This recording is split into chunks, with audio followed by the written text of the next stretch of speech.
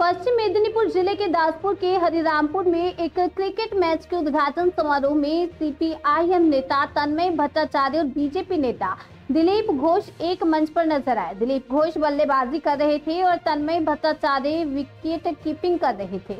तभी तन्मय भट्टाचार्य बैटिंग कर रहे थे और दिलीप घोष विकेट पर बने रहे। और इस दृश्य के बाद राज्य की सत्ताधारी पार्टी तृणमूल कांग्रेस ने सीपीआईएम और बीजेपी के बीच गुप्त समझौते का आरोप लगाया। हालांकि दोनों नेताओं ने इसे महज एक सामाजिक कार्यक्रम बताया। दिलीप घोष ने कहा, तन्मय दा पुराने राजनीतिज्ञ और पुराने मित्र हैं, आयोजकों ने हमें बुलाया था इसलिए हम आए और खेल का आनंद लिया। वहीं तन्मय भट्टाचार्य ने भी कहा कि एक क्रिकेट कार्यक्रम था जिसमें कोई राजनीतिक उद्देश्य नहीं था। हाल ही में पश्चिम मेदिनीपुर में एक बीजेपी महिला कार्यकर्ता के साथ दुष्कर्म के मामले में सीपीआईएम और बीजेपी दोनों ने तृणमूल के खिलाफ जमकर प्रदर्शन किया था। ऐसे में इन दोनों दलों के नेताओं को एक साथ देखकर राजनीतिक हलकों में चर्चाएं तेज हो गई हैं।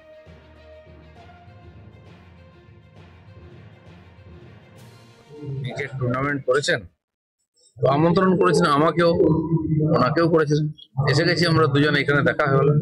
পুরনো বন্ধু, একসঙ্গে বিধানসভায় ছিলাম, তন্ময়দা পুরনো নেতা, পুরনো গল্পও হলো, একসঙ্গে খাওয়া দাওয়া করলাম। খেলাধুলা মিলেমিশে এক জায়গায় হওয়া উচিত। ঘাটালে মাস্টার প্ল্যান নিয়ে যে মাস্টার প্ল্যানে বরাদ্দ হয়েছে, মাস্টার প্ল্যান নিয়ে এখন জটিলতা তৈরি হয়েছে। জমি নিয়ে ওটাই জটিলতা, মাস্টার প্ল্যানটাই জটিল হচ্ছে। এই রাজ্য সরকারের করার কোনো ইচ্ছা নেই, নাহলে 14 বছর হয়ে গেল করতে পারতো না। কিছু টাকা দিয়ে দিচ্ছে, সেগুলো খাওয়া হয়ে যাবে, কোথায় চলে যাবে। যেমন কালীন কেলেঘাই নদীর 100-200 কোটি টাকা গায়েব হয়ে গেল। এরও এরকম যে 300-350 কোটি টাকা বলছে অ্যালটমেন্ট হয়েছে, সেগুলো গায়েব হয়ে যাবে, দেখা যাবে কোথায় এক কোদাল মাটিও পড়বে না। রাজ্য সভাপতি হিসেবে কি এখন আপনার নাম শোনা যাচ্ছে, কি বলবেন? আমি জানি না কার কার নাম শোনা যাচ্ছে, কার নাম শোনা যাচ্ছে একটা ব্যাপার নয়। পার্টি যেটা ঠিক করবে তিনি হবেন, তিনি আমাদের নেতা হবেন।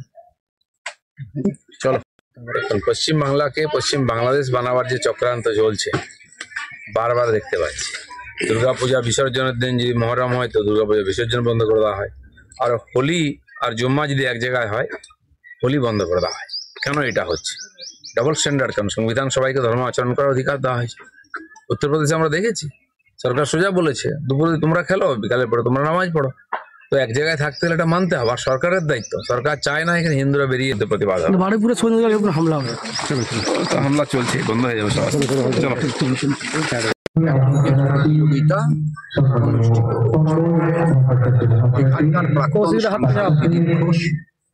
ওরা দিলীপ ঘোষকে আমন্ত্রণ জানিয়েছে। রতন মান্না, তার সঙ্গে আমার পূর্ব পরিচয় আছে। তাদের সংগঠনের উদ্যোগে আয়োজিত আমাকে আমন্ত্রণ জানিয়েছেন। ক্রিকেট প্রতিযোগিতার মাঠে একসাথে হওয়া যাবে না কেন? যারা খেলতে আসবে তারা কি সব একমতের সমর্থক হবে? যারা খেলা দেখতে আসবে তারা কি সব এক দলের সমর্থক হবে? নিশ্চয়ই না, সম্ভব না। এই যে আপনারা 4 জন দাঁড়িয়ে আছেন, সাংবাদিক 4 জন কি একমতের সমর্থক? সম্ভবত না। আমার কাছে এটা একটা স্বাভাবিক ঘটনা। দিলীপ বাবু আমার সঙ্গে একসঙ্গে বিধানসভায় ছিলেন, স্থানীয় মানুষ, তার সঙ্গে আমার একসঙ্গে আমরা থাকবো একটা উদ্বোধনী। আমি শুনেছি তৃণমূল কংগ্রেসের বিধায়ক সরকারের আশা, তিনিও আমার বন্ধু স্থানীয়, তিনি এলে তার সঙ্গে কোনো অসুবিধা নেই। দিলীপদা বলছিল যে পুরোনো দিনের বন্ধু, কি কথা হলো দিলীপদার সাথে? কথা তো অনেক হয়েছে। বন্ধুত্বের একটা সম্পর্ক যখন আছে এবং দুজনেই যেহেতু রাজনৈতিক ব্যক্তি, সমকালীন রাজনৈতিক বিষয় নিয়ে আলোচনা হচ্ছে। আমার এটা ভালো লাগলো যে আমাদের বিধানসভার যে বাজেট অধিবেশন হয়ে গেল, সেই বাজেট অধিবেশনটা একটা হাস্যকর। আপনারা সবাই জানেন যে বাজেট অধিবেশনে দ্রব্যমূল্য বৃদ্ধি আলোচনায় আসেনি। বর্গাদারের এই যে এত ঘটনা চতুর্দিকে ঘটছে, বিধানসভা মানে তো এগুলো আলোচনার জায়গা। বিধানসভা মানে আমি তোমার চাইতে বড় হিন্দু, তুমি আমার চাইতে বড় মুসলমান। এটা মসজিদে গিয়ে বলবো, এটা মন্দিরে গিয়ে বলবো, এটা দুর্গাপূজার মণ্ডপে দাঁড়িয়ে বলবো, এটা আমাকেও ব্যথা দিয়েছে। ঠিক আছে, 20 বছর ধরে হচ্ছে এইটা, আমরা সবাইকে নিয়ে একতা হয়, কোনো পার্টিগত ব্যাপার, আমরা সবাইকে নিয়ে একসাথে হয়ে মঞ্চে আমরা খেলাধুলা করাতে চাই। সবার মানুষের মধ্যে বাড়ি এখানে আশপাশে সবাই যারা গ্রামগঞ্জে সবাই মিলে আনন্দ ফুর্তি করে এই দুটো দিন আমরা এই নাইট এমন চিন্তা ভাবনা কেন?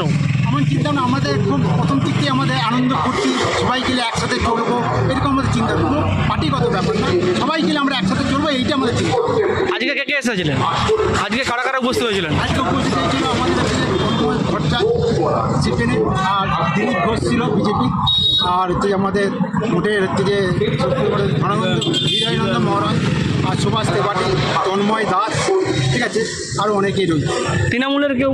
তৃণমূলে বলেছিলাম, অনেকে আসেনি আর তৃণমূলের সবাইকে আমরা বলেছি, শঙ্কর দোলাইকে বলেছি, আমাদের হচ্ছে যে সুকুমার পাত্রকে বলেছি, রামপদ মান্নাকে বলা হয়েছে, তারপরে হচ্ছে যে আরও অনেককে বলা হয়েছে। দেখেছে আমাদের অঞ্চল সভাপতি, অঞ্চলে যারা